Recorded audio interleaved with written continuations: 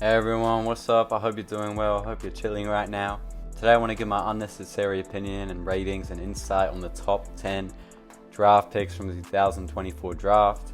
I want to go through them one by one. I'm not doing the whole draft. I said top 10, right? I'm not doing the whole draft. I think this is one of the most underhyped drafts of all time, but also one of the most interesting drafts of all time. Seeing how some of these players have turned up now, you know what I mean? And also, it's like the picking of these players, you were so like, it was either you got it right, I feel like, or you got it wrong, you know what I mean? Because we got a lot of like B's and then we got D's, so yeah, I'm doing just A, B, C, D sort of rating. No E's on this list, chill out.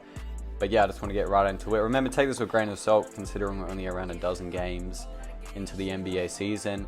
Also, remember, players are young. A lot of these players are young, so don't be hating now. They could get better in the future for sure with the right development. But yeah, I'm just going to get right into it. I want to start off the first overall pick, drafted by the Hawks, Njoku Rocher. I definitely pronounced that wrong. I give him a B overall. He's averaging 11.6 points, 3.6 rebounds, 1.4 assists a game, around 1 block on splits of 40, 28, and 69. So far, to keep it a buck, he's been exceptionally average, especially in comparison to the last first round pick and Victor Wembanyama, his French counterpart, with his lack of confidence providing concern for the Hawks, especially as he states himself, back in France I was super athletic, now I'm just a regular dude. Like, motherfucker, they drafted you largely due to your athleticism, and then he's shooting 28% from the 3-point line, which is a big concern with almost all the rookies in this draft class, is their 3-point shooting. However, despite the constant negativity aimed towards Rocher, as I've just done, so I'm being a hypocrite now, he has had moments of stardom, evidently putting up 33 points against the Knicks on highly effective splits of 60+%. Incredible in comparison to his normal averages, and I think once this shot does start to fall like it did against the Knicks, he could become a lethal guy. You know, moreover, Rocher is a team player. This is not talked about enough, as he, within the Hawks' top 9 rotation, Zachary Rocher leads the Hawks in both defensive rating and net rating over their last 10 games, which is huge for a team trying to escape mediocrity. Finally, as applied for many rookies, Shakira is still young, and I think he's very similar to some of the best players now in the league. You know what I mean? With his size, with his ability to penetrate, I just think he's a relatively raw talent, as many in the draft are. But moving on to even more raw talent is the Wizards' second overall draft pick of Alex Sarr. I give this a D+. He's averaging 10.6 points, 6 rebounds, and around 2 blocks a game on splits of 37, 24, and 66. I'm going to keep it real. Sarr isn't just an evident highlight of the weaknesses of this draft class. His shooting percentages are fucking horrible. In addition, the evident lack of contribution on a struggling team as they just left no-win November, is really not what the Wizards need, to put it simply. Well, I really like some of the things about Alex Sarr's game, seeing him play in Perth, as he used to play for the Perth Wildcats in Australia. I just think the green light, seeing him play, should never be given to him the way it is. And it's a problem. I don't know what the Wizards are doing in the development, but he's shooting all these threes, hitting a lackluster amount. I do not think this is where the development focus should be. Moreover, Sarr is simply a very, very, very, very raw player. Super raw. And you see this when he plays. However, he does, to be fair, Sarr does have some upside in his defense, which we've seen so far. He can get his hands into lanes, he can switch fast, but then he can't really match up against these bigger men just because he doesn't have that pro size yet, being such a young, skinny rookie right now. You know what I mean? And not only this, but his downsides are mainly seen in his shot selection. You know what I mean? Not only did I say he's shooting way too many 3-pointers out on the line, his penetration is pretty damn bad, which is what they need him. They need him to get into that paint area, and when he does get into that paint area, I feel like the shot selection within the paint is so weird. It's like he takes these floaters. I can't understand how it works for him. I can't understand if he sees he's going to be blocked, but I've seen games where he'll get into like the perfect spot and he'll take these outside, like he'll move away almost, and he'll take this floater and it's a brick. It just does not work. However, similar to Rocher, but worse, I think Sarr has shown to be good offensively. However, the lack of consistency just isn't what the Wizards need right now. Hence the D+. I don't think he'll stay at it for long, but I don't know if he'll be great in the future. We'll have to see. I wish the best for him. Moving on, I want to talk about the third overall pick, the Rockets, who drafted Reed Sheppard. I give this a C. Currently, he's averaging 3.7 points a game on splits of 35, 34, and 100. Simply, he hasn't got enough minutes. He played well during the Summer League, not much to say. He's on a team with a lot of very good players who played the similar position to him. He can't run the team because he's not on a team that has more bad players, which is kind of a weird thing to say. His upside, he's a scrappy guy. I think he's a good long-term investment, but there's just not enough about him. Moving on, I want to talk about the 4th overall pick, drafted by the Spurs, which is Stephon Castle. I hope I pronounced that right. I give this a B+. Currently is averaging 11.3 points a game on 38, 28, and 71 splits.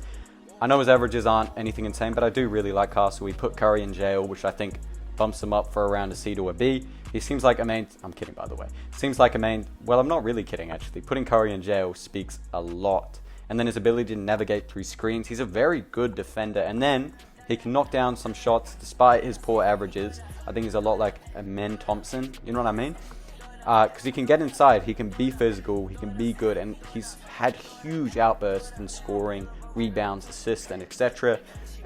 Oh my god, he's like a mini Victor Wembanyama, which is a bit of a crazy statement, but moving on, I think he's just a real winning player in my eyes.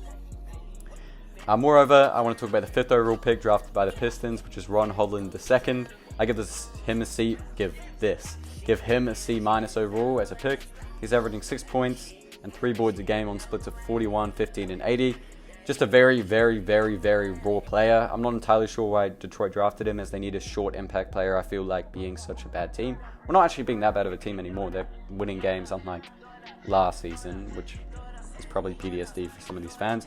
But moving on, I want to say his upside is his scrap and defending. In addition, his finishing and attacking is actually at an NBA level. However, he does need to take time to improve his shot. I think it will improve over time. And I don't think he is afraid to shoot, as from what I've seen, Ron does throw up a lot of shots and he throws them up with quite a bit of confidence. However, the lack of composure is evident. I'm pretty sure he missed around like 2 clutch 3 throws against the Bucks, maybe the Hornets, one of the 2 teams. And also the technicals throughout the season as a rookie are not what you want to see. Moving on, I want to talk about the 6th overall pick, drafted by the Hornets. I'm so sorry. I'm going to butcher this. And Tajan Saloon, I could give this a C-. Not much to say. He's averaging 4.8 points a game on splits of 31, 29, and 70. Simply a finisher. Not much else to say here. Moving on, I want to talk about the 7th overall pick, drafted by the Blazers, which is Donovan Clingan. I give this a B+ overall. He's currently averaging 5.8 points a game, 7 boards, and 2.2 blocks a game on 52% shooting. Very, very, very, very, very, very, very, very, very good player.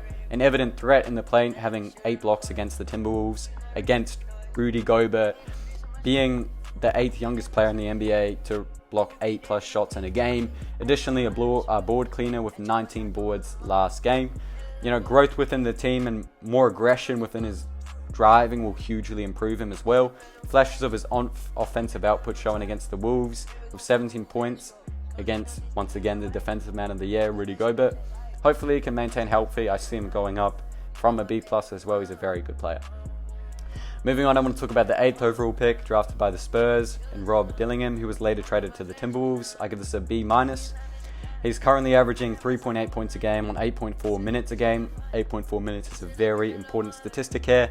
I think he's one of the toughest draft picks. You know, when given minutes, he shows why he's such a hype player. Incredible handles and natural shot creation is so good. However, his downside is, despite the limited minutes, you can tell it's the lack of size and defense, which will be a problem. He kind of reminds me of that Trae Young's major downsides in size and defense. However, obviously his height isn't the major problem in my eyes, but his small stature is an issue that can easily be improved. And as I said, that takes away from his defense negatively. By the way, I was reading through some of the Timberwolves forums, and I think negativity is kind of strong towards Rob, which is weird to me. I think he is a very good player, has a lot of potential, and has showed to be good in games. Alright, moving on, I want to talk about the 9th overall pick, the Grizzlies, who drafted Zach Edey. I give this an A. Zach Edey is currently averaging 11 points, 6 boards, and a block on splits of 60%. I swear, I was that guy who said Zach would be a valuable asset despite what people said about his lack of translation and skills to the NBA. He's an excellent paint defender and works great with Ja Morant and those smaller guys on his team. Big fan of this pick by the Grizzlies, a very OG, powerful sort of center, similar to Shaq in that way. Moving on, I want to talk about the 10th overall pick, the Jazz, who drafted Cody Williams. I'm sorry, I give this a D-. He's currently averaging 3.1 points a game on splits of 26.9, 18.9, and 60. Man, it's tough. It's really tough. I don't like to be negative, but Cody looks pretty bad. I don't know why, but despite not being a Jazz fan at all, I've watched a lot of Jazz games, and watching Williams shoot the corner three actually brings me so much pain. You know, evident in his horrific 18% three-point shooting. I think, man, I see why the Jazz drafted him. They thought of Jalen Williams, they thought of the potential, but they really need something special to help them, being one of the worst teams in the NBA so far. However, Williams evidently, on the upside, does have the genetics of his brother. I think he can be deadly in the future, and he can finish sometimes, occasionally, when he feels like it. But a lot of work and confidence needs to be built by the Jazz coaching staff to get him there. So I guess we'll have to see. I hope he improves. And then outside of these, I would quickly like to give credit to Jared McCain, Dalton Knight, I'm not going to pronounce this right, Yves Messi, who got drafted by the Pelicans, who I all really like as well. Thanks for watching. Let me know what you think in the comments. Peace.